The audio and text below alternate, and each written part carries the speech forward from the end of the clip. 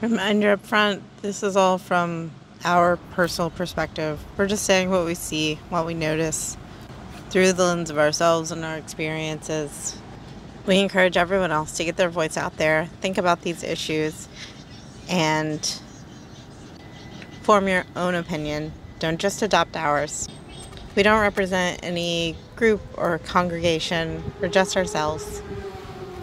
If you're here to name call or be mean in the comments, we're just gonna delete them. I don't want you to waste your time. If you're here to have a discussion, let's do it. This episode has some explicit language. The vibe of this episode is kind of angry. If angry vibes are not your vibes, that's okay. I think anger is important. It shows us where there is injustice and where we need to work towards more justice. But I understand that anger, for some people, is a little scary. It's maybe people in their life who were angry before were also dangerous, and anger and danger don't go together, and they definitely don't for us. But if anger isn't your vibe and it's not what you're looking for right now, you can read the transcript or watch this on double the speed, or I'm going to do my best to make all this information available in other ways. Otherwise, enjoy the show. For us, we're not scared of anger or conflict. I think it's what makes us better. Not better. I think it's what makes our relationships deeper. I think that's what's important about it. In this video, we're talking through some of the talking points that people who are really supportive of changes to the Article 2, we think religion is important and that people need it. We all need it. And we think the religion we have is pretty good. We like it. We chose it, and now we're doing our best to defend it. Video, we're going to be talking about Reverend Sarah Skotchko, who is a Unitarian Universalist writer, minister, and chaplain, and who made the video Things Unitarian Universalists Should Know. We also listened to an opinion from Judy Robbins, a worship associate at the Unitarian Society of Hartford, a retired psychotherapist, and a self-proclaimed defender of the 7 principles. Finally, we'll watch a short clip from Ken Ing's deep dive into the changes, specifically looking at covenant. Historical information in this episode comes from the book Who's in Charge Here? The Complex Relationship Between Ministry and Authority, a commission on appraisal by the UUA, published in 2013. I'm working on a video right now about more primary source documents around the conflict from the 1960s, so it's on its way. I'm finding a lot of the arguments in favor of the changes to Article 2 to be condescending, dismissive. Some of them seem to be just fabrications. We saw that one minister who I've really taken a disliking to, claiming that she sort of created gadflies as an outgroup, as sort of a representative of all the people who disagree with the changes, saying that they're all white men who are transphobes, who are anti-racial justice, presenting a lot of pretty damning arguments, calling them the alt-right of the UUs, and I don't know. I'm going to need to see some kind of documentation. You have to back up a claim like that with sources. If you did 10 to 15 hours of research, as you claim, but the thing is, people are framing this as it's a bunch of crotchety old people who don't want to change, who don't want to get with the times because they're actually racist. When what is actually happening is that this is framing the UUA as a governing body, which is not what the UUA was founded to be, nor what it does. It changes the language such that it makes the UUA a governing body with which we are all supposed to be in covenant. And also to go back to the content of the Article 2 changes, at least the changes to the principles and what are now called the values, they all include a covenant, and many of those covenants are to vague action, but like a covenant is meant to be binding, and then the UUA, I guess, is the authority to whom we owe an explanation if we break that covenant. And then yeah, I'm hungry and I'm ranting right now, and I just was reading a bunch of stuff on Reddit and it was making me crazy, along with some of the videos we've seen recently.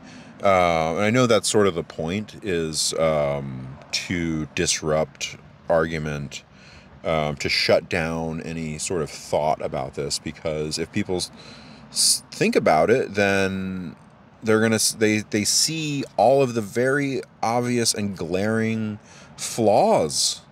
A complete overhaul of everything that we stand for, along with an addition of a bunch of binding agreements. Like,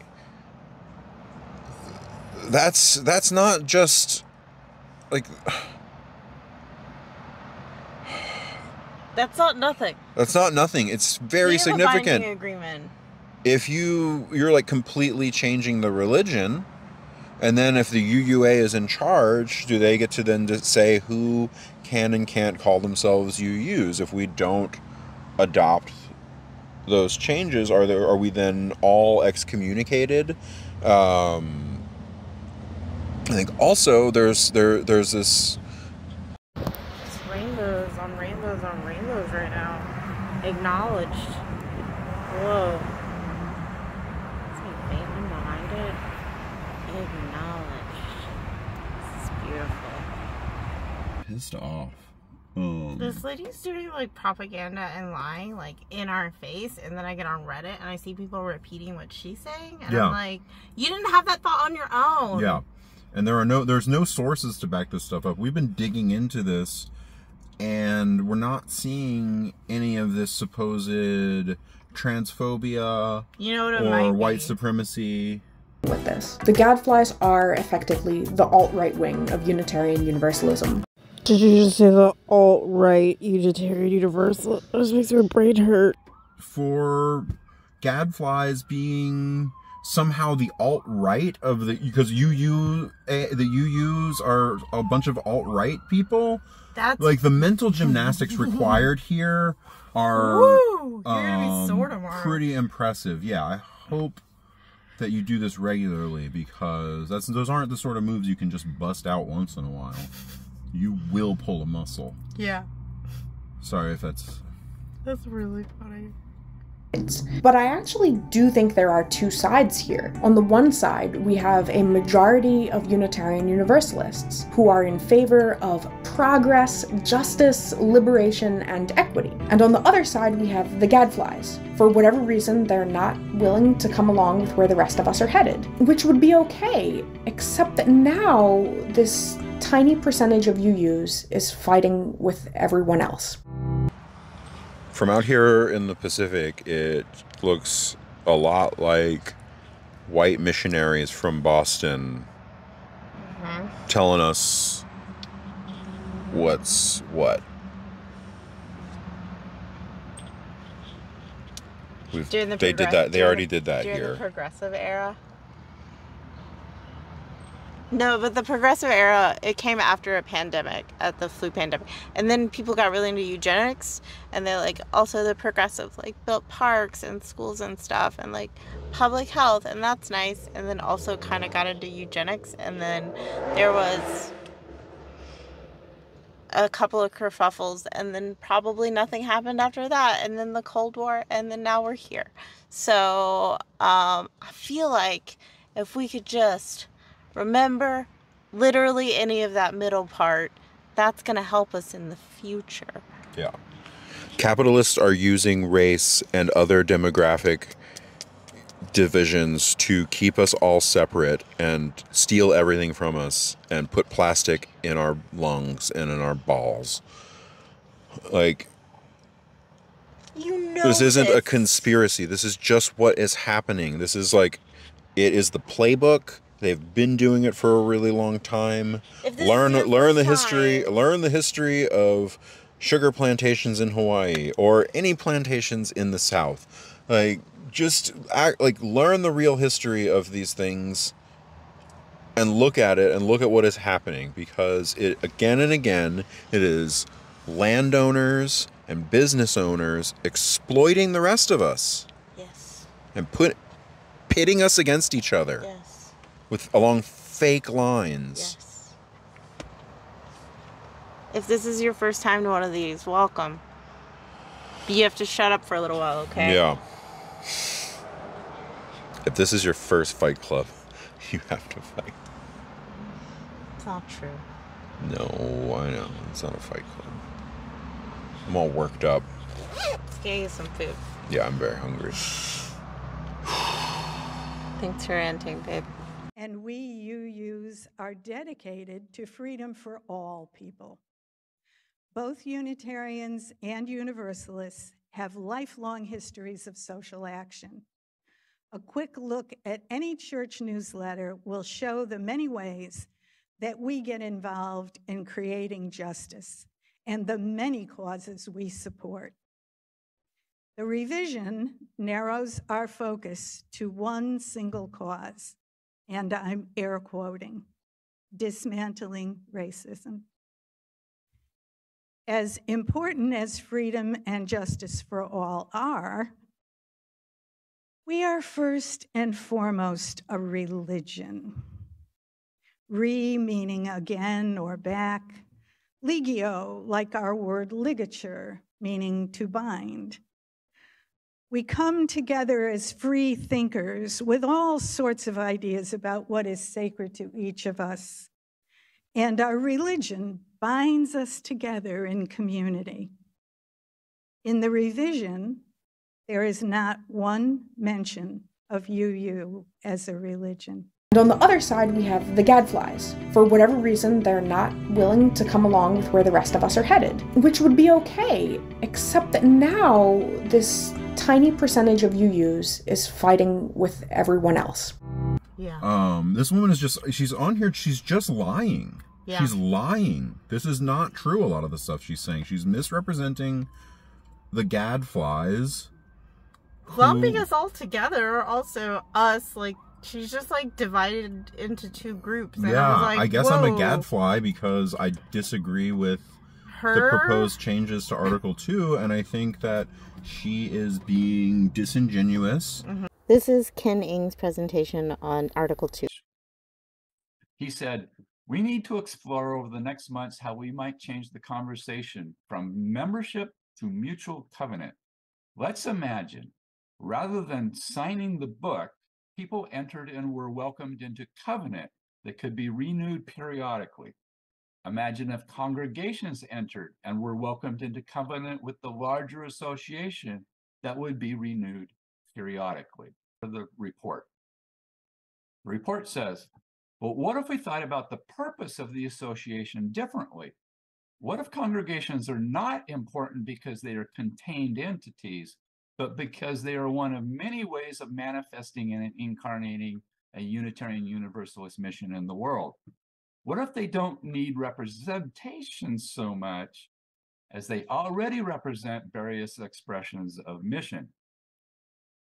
The covenants. It says, we can imagine inviting congregations and any potential mission partners to enter into multi-party covenants with each other, with General Assembly, with the board, with the president and staff. We can imagine this covenant would include each entity's statement of how they are living their understanding of their UU mission and how they pledge to support the larger movement's missional commitments. It said, initially, these covenants could simply run alongside the existing relationships as spelled out in the bylaws. But obviously, we are also imagining a redefinition of the purpose of the association. And we can easily see recommending that eventually the covenanting relationship replace membership. A next step could be to look into how to develop a parallel process for congregations, where rather than recruit members, they invite persons to affirm and re-articulate their mission through the vehicle of covenanting and recovenanting on a regular basis. 15 months later, in April of 2017, this task force on reimagining covenant was ready with their specific recommendations. Here's the key excerpt addressing enforcement of covenant and accountability. It said, the task force will bring to the 2018 General Assembly recommended bylaw changes that would require member congregations covenanting communities to renew their connection to the UUA biannually with a vote of intention to join and a statement of how they understand their community to be fulfilling Unitarian Universalist purpose. Membership would now be conditional. The renewal of that membership would be dependent on having an acceptable answer to the question of whether they are doing the things the National UUA has deemed to be important, or as the task force described it, fulfilling Unitarian Universalist purpose. So there are a couple reasons why gadflyism is a problem. First, it hurts people. The views of the gadflies are pretty damaging and hurtful, especially for our siblings of color and our transgender siblings. Some of the common ideas put forward by gadflies include the idea that being transgender is just a fad or is the result of mental illness. The idea that racism isn't as bad as people of color think it is, that it's all in their head or they're making it up. And the idea that white people, and white men in particular, are somehow being punished. None of that is okay, and it's also not accurate. But I don't understand why we don't trust the people around people to say, hey, that wasn't cool, man. You know, like, why are we trying to make all these rules up front to make sure that no one ever gets offended, instead of, like, someone saying something and then you just respond back to, like, why aren't we doing that? Making it up. And the idea that white people, and white men in particular, are somehow being punished. None of that is okay, and it's also not accurate. Another reason why gadflyism is a huge problem, and the main reason why I wanted to make this video, is that the gadflies are way better organized than I think a lot of UUs are aware. Most of us probably know a person or two at church who might argue a lot about the term white supremacy culture, or they might be disrespectful of the minister. That's right. Yeah, they gave them, there was an agenda for them to follow. It's not like they were like looking for what UUs wanted or needed. So all this talk about like a living tradition is disingenuous, because that's not what's being exhibited here. It's a top-down change from a small group that's trying to wrest control of the religion and the funds.